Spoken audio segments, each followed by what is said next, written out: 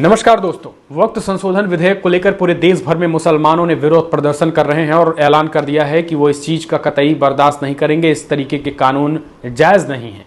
इस तरीके के कानून में बदलाव करके केवल और केवल मुसलमानों के हकूक को छीनने का प्रयास किया जा रहा है और यही कारण है कि देश भर के तमाम स्टेटों में प्रदर्शन के लगभग ऐलान हो चुके हैं। विरोध प्रदर्शन की शुरुआत बिहार से शुरू हो चुकी है। 27 तारीख को वैसे यूं कहें तो दिल्ली से ही शुरू हो गई थी, जंतर मंतर से शुरुआत हो चुकी थी। 17 तारीख से ही All India Muslim Personal Law Board के बैनर तले ये फिर कारवां बिहार पहुंचा और अब 2 अप्रैल को पहुंचेगा आंध्र प्रदेश। आंध्र प्रदेश में भी विरोध होगा चंद्रबाबू नायडू की स्टेट में। हालांकि इन तमाम विरोधों के बीच तमाम पॉलिटिकल पार्टी जो अपोजिशन की पार्टियां हैं वो इस चीज़ का विरोध भी कर रही हैं। अब अपने राज्यों में इस विधेयक के खिलाफ प्रस्ताव भी पारित किया जाने लगा है।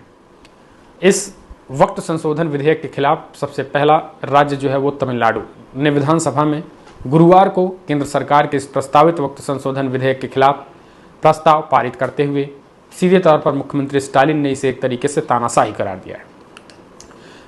तमिलनाडु की विधानसभा में वक्त संशोधन विधेयक के खिलाफ बाकायदा प्रस्ताव पारित कर दिया गया है और खुद इस प्रस्ताव को तमिलनाडु के मुख्यमंत्री एम.के. स्टालिन ने पेश किया था। सीएम स्टालिन ने मोदी सरकार पर हमला भी बोला और गंभीर आरोप भी लगाए। उन्होंने कहा कि इस बिल के कारण मुसलमानों की भावनाएं जानबूझकर आहत की जा रही है। दूसरी ओर भाजपा विधायक वंथी श्रीनिवासन ने विधानसभा में वक्त संशोधन विधेयक के खिलाफ प्रस्ताव का विरोध किया। वहीं तमिलनाडु की विपक्षी पार्टी AIADMK ने भी मुख्यमंत्री एम.के. स्टालिन पर वोट बैंक की राजनीति करने का आरोप लगा दिया।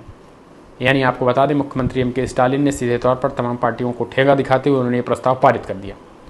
दरअसल तमिलनाडु विधानसभा में केंद्र सरकार द्वारा प्रस्तावित वक्त संशोधन विधेयक के खिलाफ प्रस्ताव पेश करते हुए राज्य के मुख्यमंत्री एम.के. स्टालिन ने बड़ी बातें कही। उन्होंने कहा कि केंद्र सरकार वक्त विधेयक में संशोधन करने की कोशिश कर रही है, जिससे वक्त बोर्ड की शक्तियों में भी बाधा आएगी। इससे मुसलमानों की भावनाएं आहत हो रही हैं और केंद्र सरकार को इससे कोई परवाह नहीं है। केंद्र सरकार जो तानाशाही कर रही है, जो मनमानी कर रही है, वो किसी भी कीमत पे किसी धर्म में नहीं घुसना चाहिए। प्रस्ताव में क्या कहा गया वो भी समझ लीजिए। CM MK. स्टालिन की ओर से पेश किए गए प्रस्ताव में कहा गया है कि भारत में लोग धार्मिक सद्भाव के साथ रह रहे हैं। संविधान ने सभी लोगों को अपने धर्म का पालन करने का अधिकार दिया है। वहीं चुनी हुई सरकारों को इसकी रक्षा करने का अधिकार दिया गया है।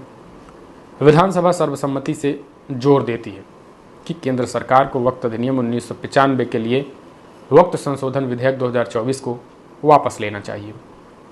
ये अल्पसंख्यक मुसलमानों को बुरी तरीके से प्रभावित करेगा।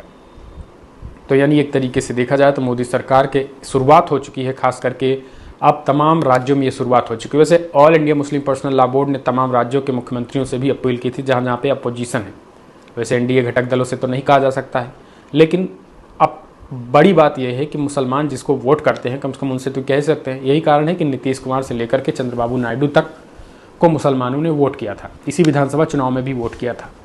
और यही कारण है कि वो मुसलमान जो है वो उनसे अपील भी कर रहे हैं, उनसे ये चाहते भी हैं कि आप इस बिल का विरोध करें, इस एक्ट का विरोध करें, इस विधेयक का। और अब तमाम राज्यों से ये भी अपील की है कि अपने अपने राज्यों में विधानसभाओं में इसके खिलाफ जो है वो प्रस्ताव पारित किया जाए। खबर निकल के आई है कि अगला कदम कर्नाटका में भी उठाया गया है और कर्नाटका में भी फिर से कर्नाटका में उठाया गया और पश्चिम बंगाल में भी आने वाले समय में जो है वो इस विधेयक के खिलाफ प्रस्ताव पारित होने जा रहा है। इसके साथ ही कांग्रेस शासित राज्यों के साथ साथ तमाम जो और स्टेट हैं वहाँ पर जो है वो इसका विरोध जो है वो विधानसभा में किया जाएगा और इसके खिलाफ प्रस्ताव लाने की तैयारी तमाम पॉलिटिकल पार्टीज कर रहे हैं। लेकिन स्टालिन ने ये बता दिया है कि कतई भी किसी भी कीमत पे, खास करके दक्षिण के राज्यों में जिस तरीके से विरोध शुरू हो चुका है और दक्षिण के राज्यों में जिस तरीके से इसको लेकर के आवाज़ उठी है, उससे कहीं ना कहीं मोदी सरकार में मायूसी। हालांकि भारतीय जनता पार्टी के सांसदों को व्हिप जारी करके लगातार कहा जा रहा है कि जल्द आप संसद में रहिए, यानी आने वाले समय में कभी भी इस विधेयक को संसद में पेश किया जा सकता है और हंगामे के भी आसार साफ तौर पर दिखाई देते रहे हैं। हालांकि आपको बता दें, इस पूरे मामले पे एक बड़ी रिपोर्ट से ये भी निकल के आई है कि मोदी सरकार को प्रॉपर समर्थन नहीं मिल रहा है। जी हाँ, भीतर खाने जो रिपोर्ट निकल के आई है, कहा जा रहा है कि उनके अंदरूनी पार्टी के नेता ही नाराज़ हैं। आपको बता दें, जिस तरीके से बिहार में चाहे फिर चिराग पासवान हों या फिर महाराष्ट्र में एनसीपी जो अजीत पवार गुट है वो है, या फिर ऐसे तमाम छोटी छोटी पार्टियां, उत्तर प्रदेश की ही बात करें तो यहाँ पर अपना दल ने भी विरोध जताया है। राज्य भर से लेकर के तमाम पार्टियों ने इस पूरे मामले में विरोध जताया है। इवन अभी आपने देखा होगा कि जाटलैंड के मुखिया माने जाने वाले पश्चिमी यूपी में अब एनडीए का जो हिस्सा है, पहले कभी अखिलेश यादव के साथ हुआ करते थे, जनता दल ने भी विरोध जताया है। आरएलडी जैन चौधरी ने भी इस चीज़ का विरोध जताया। तो अब इन सब लोगों को, जिन पार्टियों के लोगों को मुसलमानों ने वोट किया है, उनसे ये अपील की जा रही है और उनसे एक तरीके से मांग की जा रही है, कम से कम आप तो विरोध जताइए। तमाम राज्यों में विधानसभाओं में प्रस्ताव पारित हो रहा है और इसको लेकर पूरे देश भर के मुसलमानों से ये अपील की गई है कि विरोध प्रदर्शन करें।